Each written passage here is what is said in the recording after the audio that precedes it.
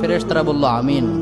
রেগে মেগে আপনি আপনার মেয়েকে বললেন জীবনেও তোর কপালে স্বামীর ভাত জুটবে না, ফেরেশতারা আবারও বলল আমিন। আচ্ছা, আপনি না সেই ব্যক্তি যে তার নিজের জীবনের চাইতেও সন্তানকে বেশি ভালোবাসেন? আপনি না সেই ব্যক্তি যে তার সন্তানের জন্য হাসতে হাসতে নিজের জীবনটাও দিয়ে দিতে পারেন?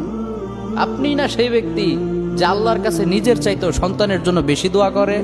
তাহলে কি করে নিজের হাতে নিজের সন্তানের এত বড় ক্ষতি করতে পারলেন? Doesn't make any sense. Common sense বলতে কিচ্ছু নাই আপনাদের?